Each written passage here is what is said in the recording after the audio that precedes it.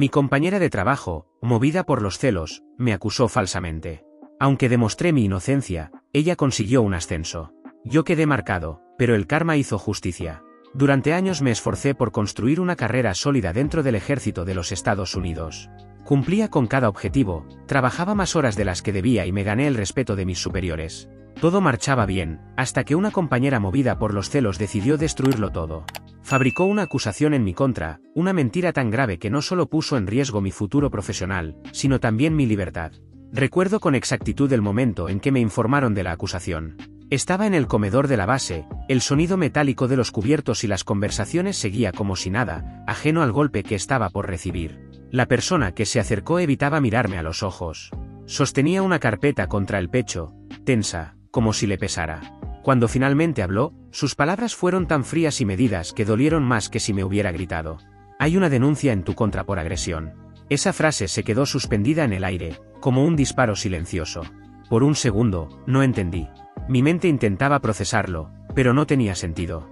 Me entregó la carpeta con el informe, y verla ahí, con mi nombre impreso junto a esas palabras, lo hizo aún más irreal. Intenté respirar, pero el aire no entraba. Todo se volvió lento, distante, como si estuviera viendo la escena desde fuera de mi propio cuerpo.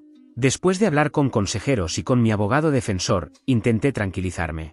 Pensé que, si las autoridades hacían bien su trabajo, descubrirían pronto que ella mentía para desviar la atención de sus propias faltas, y podría seguir con mi vida.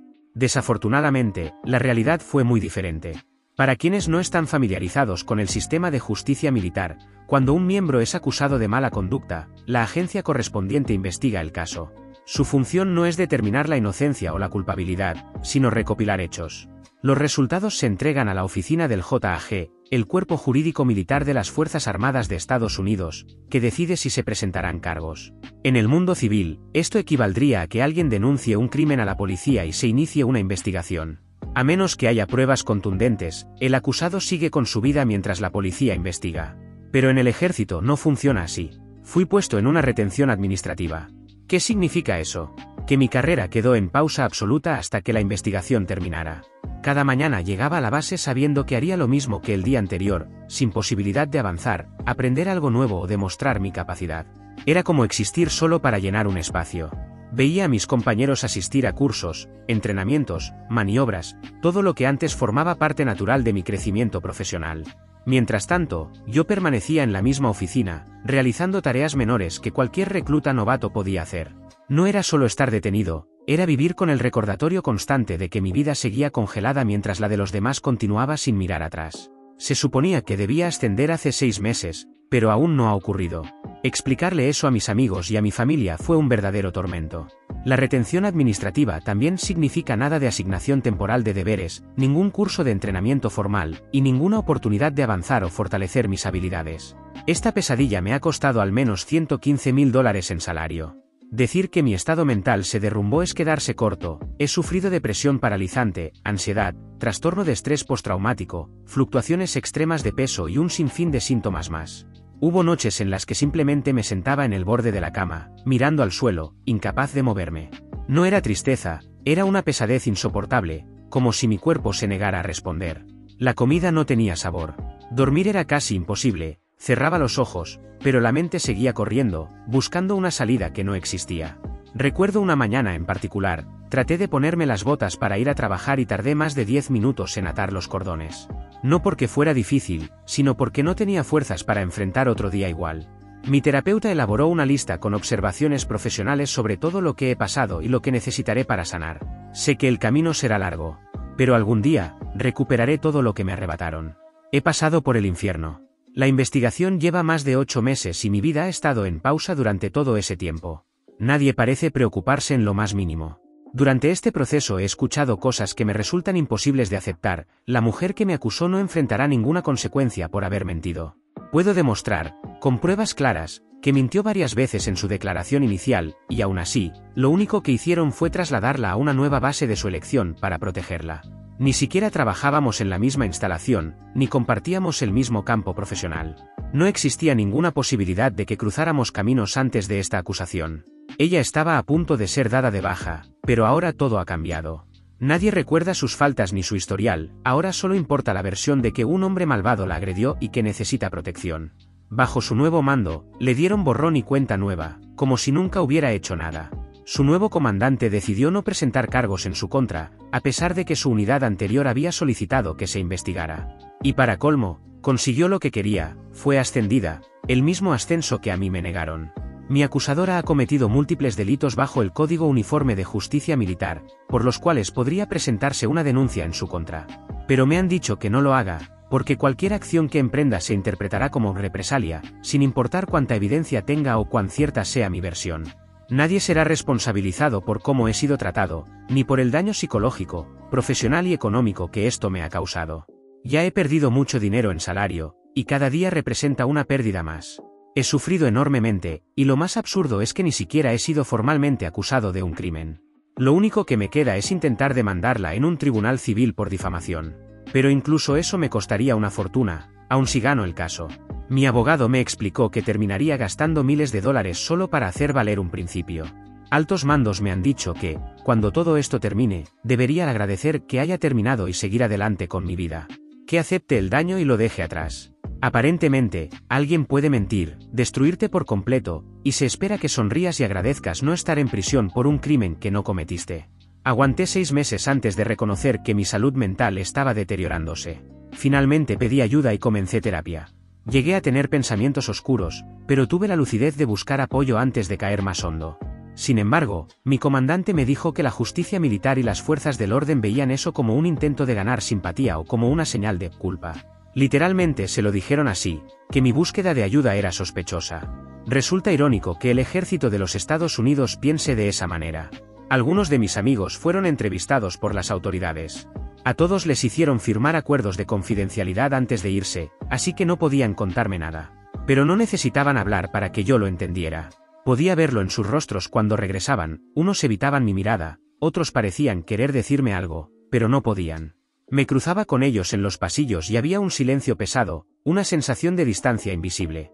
Estar rodeado de personas y, al mismo tiempo, sentirme completamente solo. Sin embargo, 2 de ellos se pusieron en contacto con mi abogado defensor para ofrecerse a testificar en mi favor si esto llega a corte marcial. No solo porque conocen la verdad, sino porque quedaron indignados con la conducta de las fuerzas del orden. No pudieron dar detalles, pero le dijeron a mi abogado que la investigación estaba claramente sesgada en mi contra, de una forma que no podían ignorar. Uno de mis amigos me contó que el entrevistador pronunció mi nombre con un tono de desprecio. Las preguntas que les hacían no eran abiertas ni buscaban conocer su versión de los hechos, eran tendenciosas, formuladas para obtener cualquier respuesta que pudiera incriminarme. Uno incluso me dijo que, cuando intentó explicar lo que realmente sabía, información que me favorecía, los investigadores lo interrumpieron y lo acusaron de mentir por mí. No buscaban la verdad. Solo querían una historia que encajara con su narrativa. Mi primer sargento me confesó que los investigadores se enfurecieron con él por haberme asesorado sobre mis derechos y advertirme que no hablara sin mi abogado presente. Llegaron a insultarlo durante su propia entrevista solo porque me dijo que tenía derecho a guardar silencio. Para que se entienda lo distorsionado que fue todo, una de las personas que pidió testificar a mi favor fue una exnovia. Antes de todo esto, me odiaba. No nos hablábamos desde hacía años. Y aún así, fue incapaz de quedarse callada mientras veía cómo destruían mi vida. Puede que aún no me soporte, pero tuvo la decencia de reconocer que lo que me estaban haciendo no era justo. Perdón por desahogarme de esta forma, Reddit, pero no tengo a nadie con quien hablar de esto. Cualquier cosa que diga puede volverse en mi contra, sin importar el contexto. Cada vez que intento pedir ayuda, me dicen que no se ve bien. Lo peor es la sensación de impotencia, la rabia contenida por la injusticia de todo.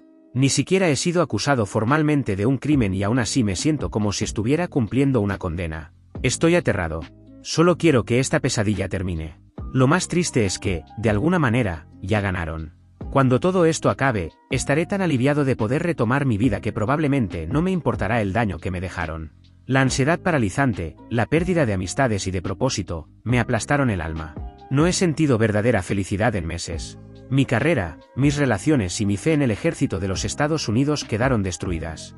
Pero no puedo irme, si renuncio, pierdo mis beneficios de jubilación. Así funciona el sistema de justicia militar que, según ellos, no es parcial.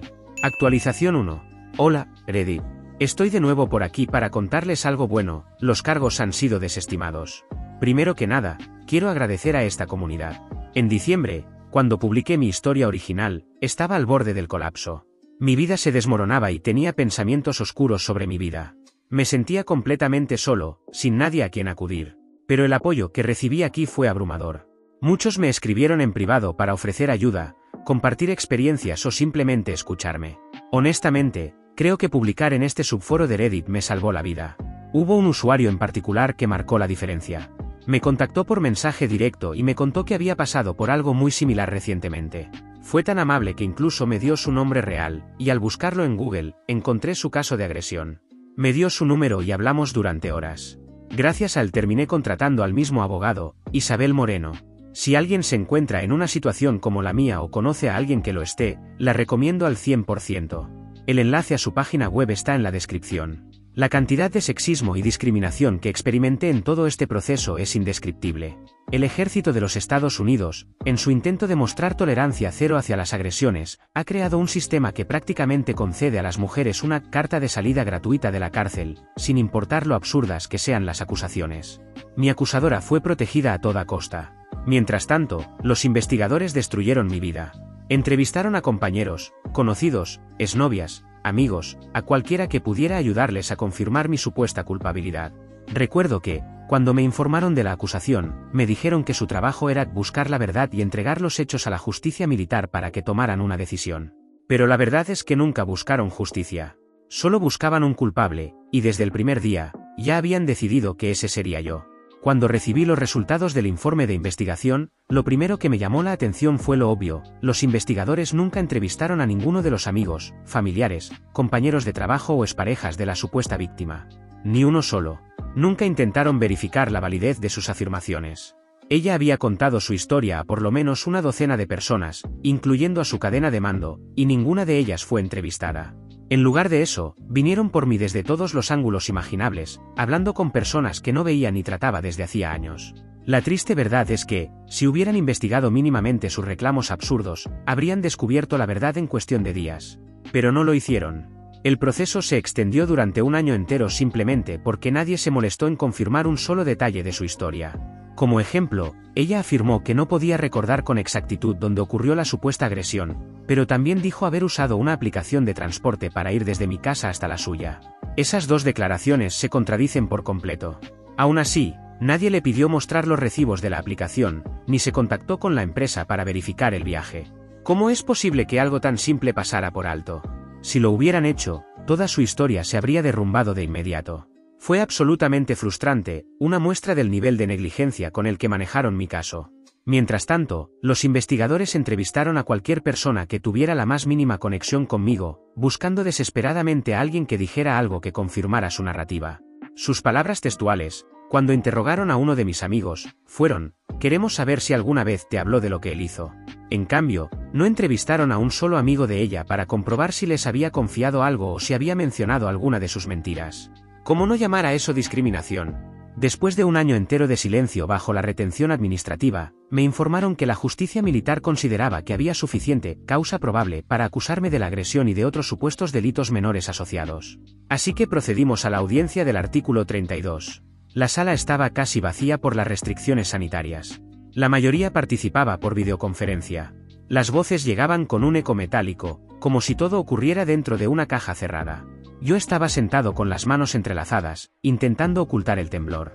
La fiscalía comenzó su presentación, pasando papeles y haciendo pausas innecesarias, como si intentaran darle peso a algo que ni ellos mismos creían del todo. Recuerdo mirar la pantalla. El rostro de mi abogada, Isabel, aparecía sereno, firme, sin una sola duda. No habló de inmediato. Escuchó, observó.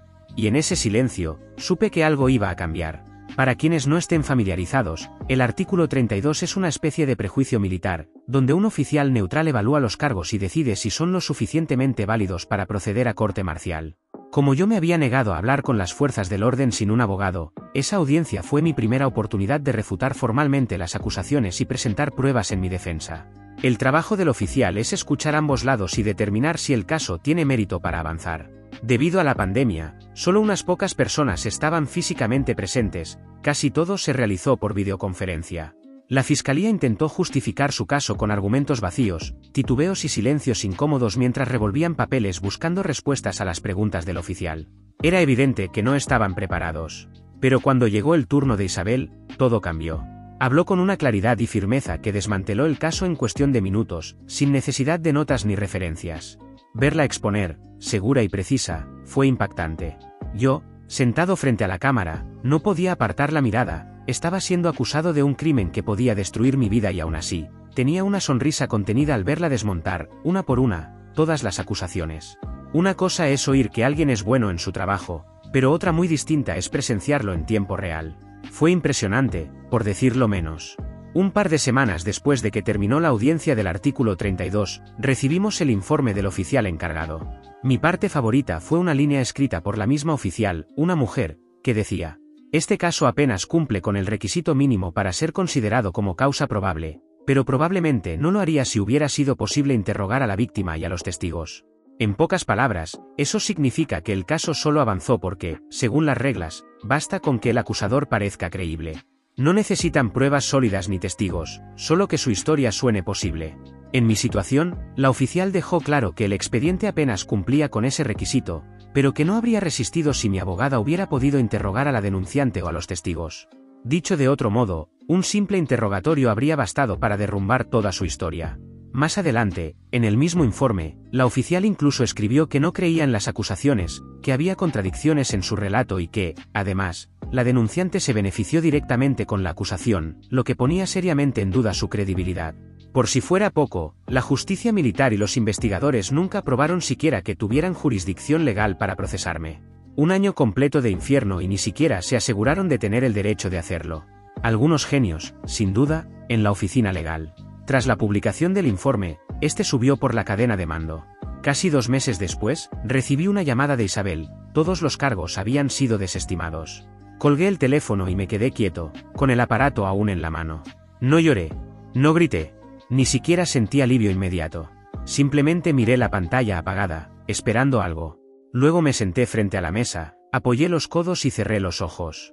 La habitación estaba en completo silencio, pero dentro de mí todo seguía corriendo. No sabía si reír, caer al suelo o quedarme ahí inmóvil, tratando de asimilar que la pesadilla había terminado. Poco después recibí una carta elegante, firmada por un general. En resumen, decía que el caso estaba cerrado y que debía seguir con mi vida. Sin explicaciones. Sin disculpas. Solo eso. Pero la verdad es que no ha terminado. No para mí. Con el tiempo, el miedo y la ansiedad de sentirme indefenso se transformaron en algo peor, ira pura. Ira por la injusticia, por el silencio, por la impunidad. Ella no ha enfrentado ninguna consecuencia. Y probablemente nunca lo hará.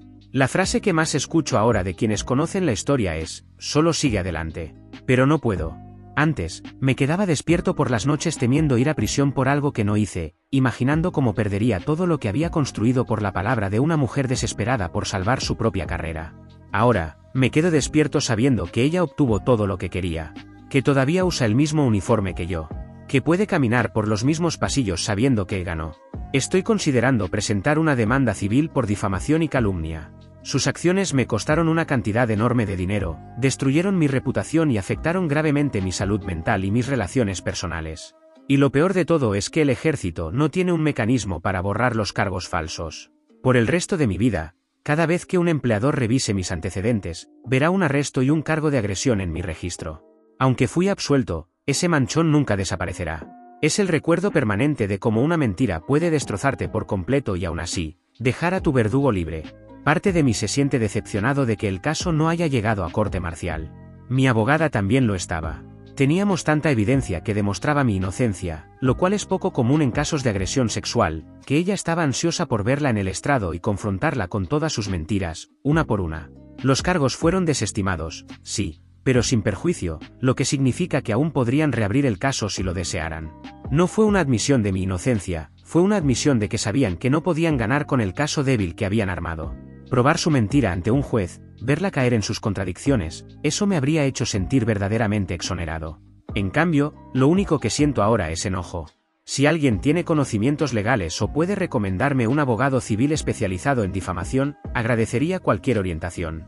Mi acusadora y yo seguimos siendo militares, pero ahora estamos destinados en diferentes estados.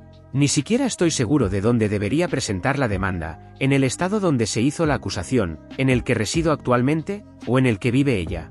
No quiero adelantar demasiado, pero puedo demostrar que mintió bajo juramento y que, en el proceso, cometió un delito grave.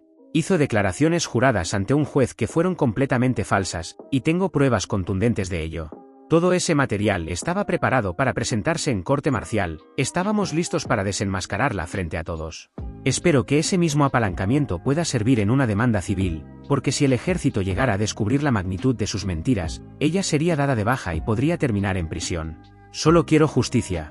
Y si alguno de ustedes quiere acompañarme en este proceso, son bienvenidos a hacerlo. Actualización final. Hola, Reddit. Después de mucho tiempo, les traigo el cierre de esta historia. Muchos me habían preguntado cómo estaba todo y si algo había cambiado, así que quería contarles lo que finalmente ocurrió. Meses después de que los cargos fueran desestimados, Isabel y yo decidimos que no podía dejar las cosas así.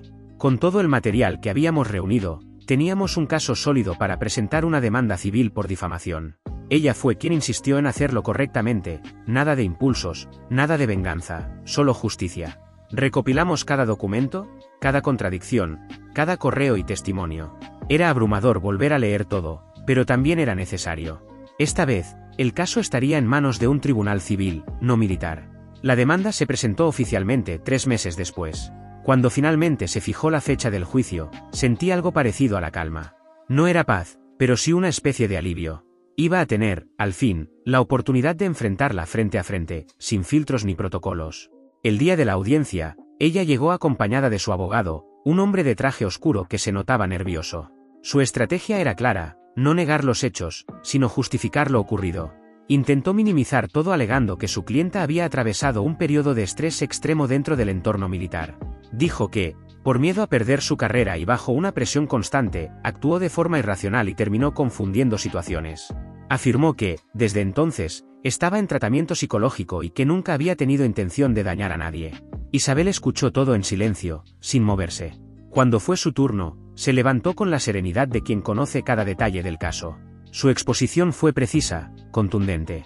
Presentó mensajes, informes, documentos oficiales y extractos de su propio expediente militar que demostraban que la acusadora no solo había mentido, sino que había actuado con premeditación. Mostró fechas, contradicciones y documentos que evidenciaban cómo su versión había cambiado varias veces durante la investigación, hasta volverse completamente inconsistente días antes de presentar la denuncia. El abogado rival intentó objetar varias veces, pero el juez lo interrumpió. Isabel no levantó la voz ni buscó dramatismo. Hablaba con seguridad y respeto, dejando que los hechos hablaran por sí solos. Fue una demolición limpia y elegante. Cuando el juez pidió un receso, supe que el caso estaba prácticamente decidido. 1 hora después, regresaron con el veredicto, el tribunal falló a mi favor. El juez fue claro al decir que las pruebas demostraban una conducta intencionada y manipuladora por parte de la acusada. Ordenó una compensación económica significativa y lo más importante, remitió el caso al Departamento de Asuntos Internos del Ejército para que se revisara su historial disciplinario. Semanas más tarde supe, por un conocido, que había sido dada de baja deshonrosamente. Perdió su rango, su jubilación y cualquier posibilidad de volver a servir. Pero lo peor para ella fue que todo salió a la luz. Dentro del entorno militar, su nombre quedó manchado para siempre, y entre la gente que la conocía, su reputación se derrumbó. Muchos que alguna vez la consideraron una compañera o una amiga se alejaron sin mirar atrás. Su vida entera se vino abajo con la misma rapidez con la que había construido sus mentiras. Esta vez no sentí rabia ni euforia, sino una profunda satisfacción. No por su caída, sino por saber que se había hecho justicia. Después de todo lo que me arrebató, no estaba mal sentirme en paz sabiendo que la verdad finalmente había ganado. Si cualquier otra persona hubiera hecho lo que ella hizo, habría terminado igual. Era lo justo. Tiempo después, invité a Isabel a cenar como agradecimiento. No fue una cita ni nada parecido, solo una forma de reconocer lo que había hecho por mí. Hablamos de todo lo que pasó, de lo que se perdió y de lo que se aprendió. Ella me dijo algo que nunca olvidé. La justicia no siempre llega rápido, pero cuando llega, deja huellas más profundas que el daño. Hoy sigo en servicio, retomando mi carrera poco a poco. No soy el mismo de antes, pero aprendí a vivir con lo que quedó. Ya no cargo con miedo ni con ira, solo con la certeza de que la verdad, aunque tarde, siempre encuentra su camino.